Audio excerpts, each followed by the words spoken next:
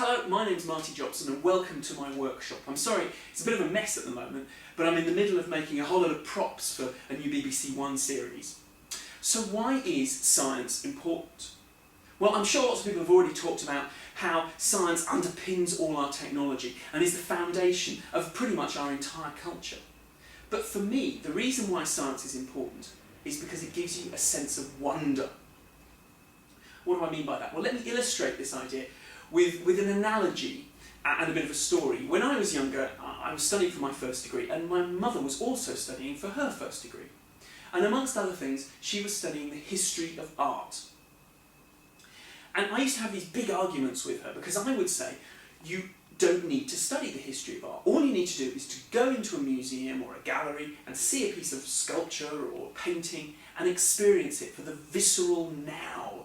You see it, and what you experience at that point is all you need. And she would say, well, yes, you have that, but if you understand who the artist was, why they were painting it, who they were painting it for, what the political situation was, what other artists were doing, it gives you a greater appreciation of the art. It gives you a whole nother level.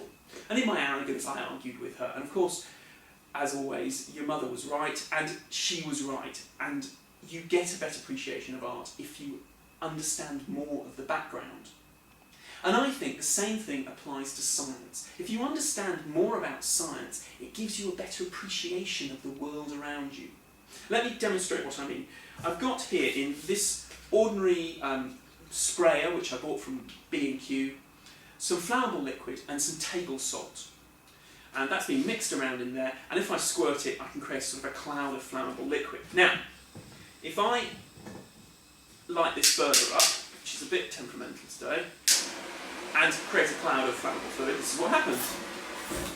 Ooh, go out. You get these amazing orange fireballs, which is something that's fantastic. I love doing it. Now, of course, we're used to seeing orange light because street lamps are, generally speaking, orange, or at least the old-fashioned sort of orange.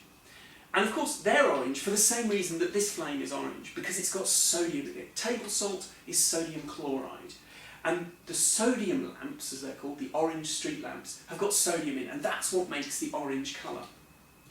So that immediately gives you a link between the salt that you sprinkle on your chips and the sodium lights that illuminate your way to the chip shop. And it gives you just that extra piece of information that just makes the world seem more wonderful and more exciting.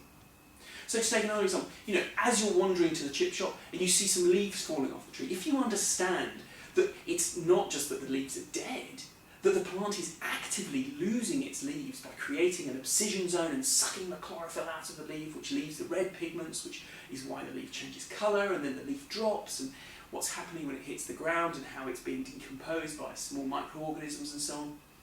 It gives you a whole other way of looking at the world, which makes the world more exciting and more wonderful to be in. Now, of course, we're used to seeing orange flames. If you ask a kid to draw a bonfire, it's orange or red. And the reason we're used to seeing orange flames is because sodium is ubiquitous, it's in everything. And in fact, which is why, generally speaking, flames are orange. If you've ever made a fire out of driftwood, which is obviously soaked with sea salt, you see these amazing orange flames coming off it. A different colour that you can produce in exactly the same way, same flammable liquid, but this time with a copper salt. This is with copper sulphate, the blue crystal that we're all familiar with from school. And if I light up my burner again, like this, okay, and we do it with this salt, this time, rather than orange, you get an amazing green flame, which is brilliant. And of course, normally you don't see sort of green lights, and if you do, it's probably in fireworks. Green flame you normally associate with things like fireworks. And the green colour that's in fireworks comes from copper salts, of course. But copper we normally associate with piping, plumbing. So the copper pipes you have in your house have now got a direct connection with the green colour you see in the fireworks on November the 5th. And again, it gives you that little extra information that makes the world more exciting and more wonderful to be in. And that's why I think that science is so important.